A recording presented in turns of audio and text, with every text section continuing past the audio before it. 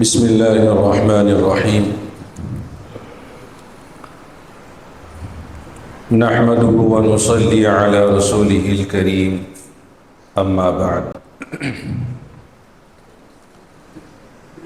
فأعوذ بالله من الشيطان الرجيم. بسم الله الرحمن الرحيم.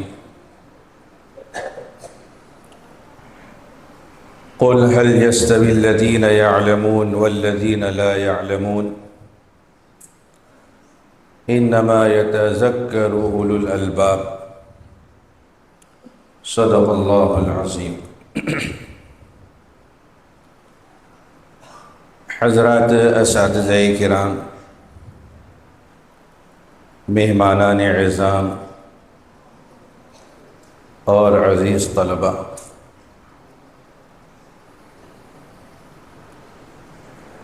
تعلیمی مظاہرے کے عنوان سے آج کے اس خصوصی اجلاس کا انعقاد کیا گیا ہے، جس میں الحمدللہ طلباء و اساتذہ کے ساتھ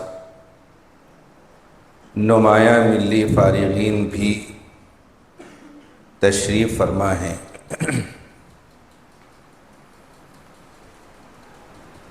یہ بات اظہر من الشمس ہے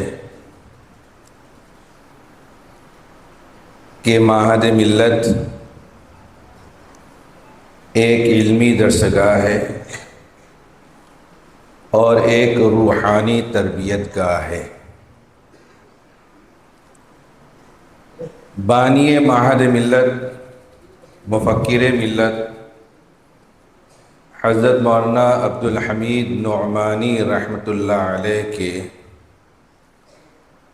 خلوص و للہیت نے اس ادارے کو نہ صرف ملک کی ممتاز درسگاہوں میں بلکہ دنیا کی ممتاز درسگاہوں میں شامل کیا ہے۔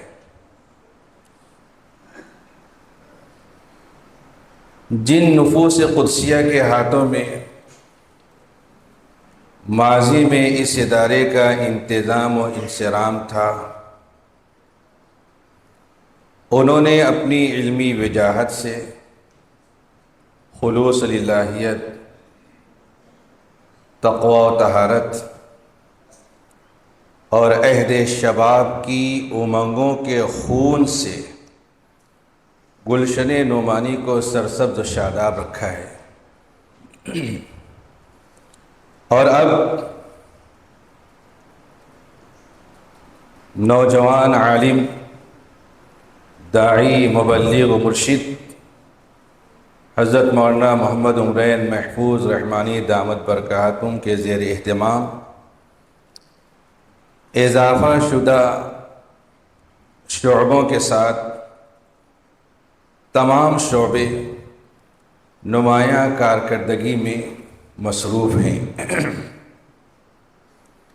یہ بات میں نے بارہا کہی ہے اور آج پھر دہرانے میں کوئی حرج نہیں ہے کہ آج بھی زبان کے اعتبار سے اردو، عربی اور فارسی میں اور فن کے اعتبار سے حدیث، فقہ اور تفسیر میں اس ادارے کا دور دور تک کوئی ہم پلہ نہیں ہے۔ مدارس دینیہ عربیہ کا قیام اس مقصد کے پیش نظر ہوتا ہے کہ جو بھی علمی ارتداد پیدا ہوگا تو یہاں سے تیار ہونے والے طلبہ اس کا جواب دیں گے اور دین و شریعت کے خلاف اٹھنے والی تحریکوں کا ہر محاذ پر مقابلہ کریں گے۔ اس ادارے کے قیام کا بھی مقصد یہی ہے۔ اس ادارے کی جو نمایاں خصوصیات ہیں، ان خصوصیات کو برقرار رکھنے کے لیے اب جو زیر تعلیم طلبہ ہیں ان کو زبردست محنت کی ضرورت ہے۔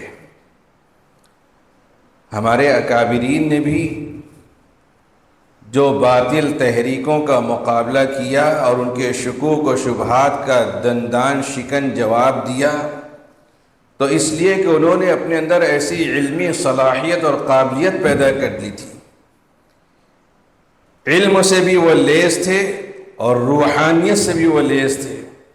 اس کی وجہ سے انہوں نے ہر باطل تحریک کا جو ہے مقابلہ کیا اور اس کو مٹنے پر، زمین میں دفن ہونے پر مجبور کیا۔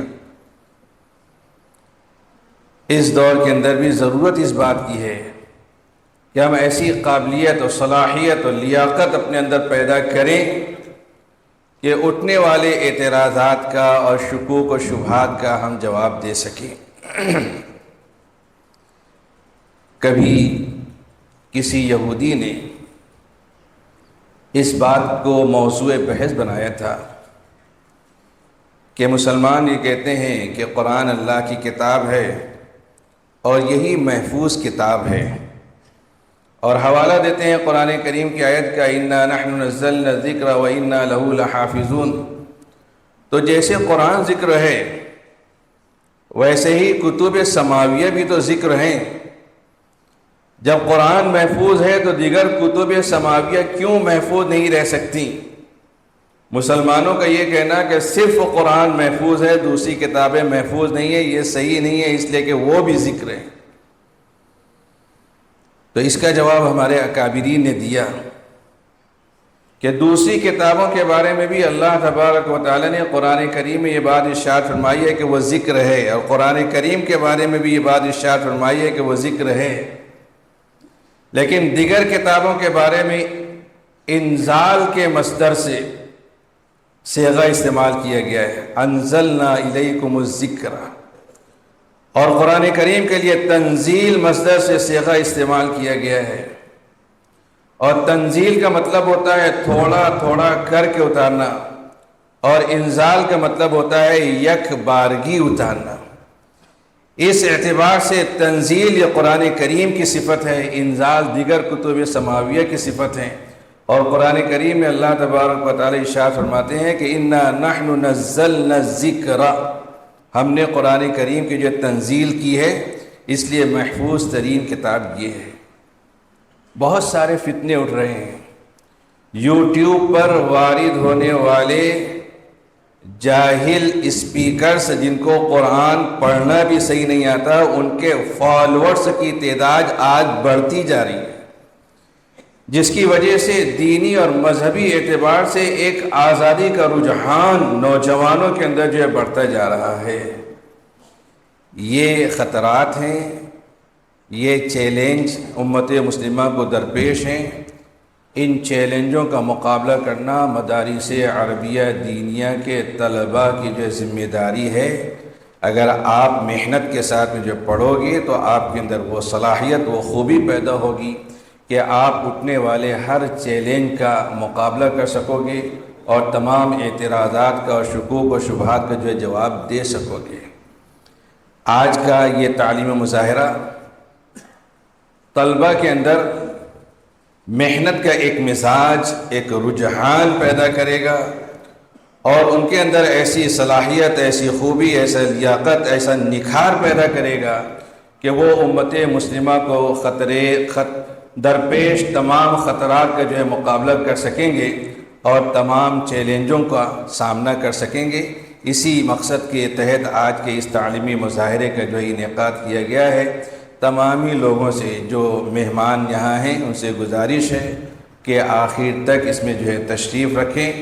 آپ کی یہ شرکت طلباء کے اندر جو ہے حوصلہ افزائی کا باعث ہوگی اور ذمہ داروں کے عزائم کے اندر استحکام کا ذریعہ اور سبب بنے گی۔ اللہ عز و جل آپ سب کی آمد کو قبول فرمائے۔ وآخر دعوانا الحمد للہ رب العالمین۔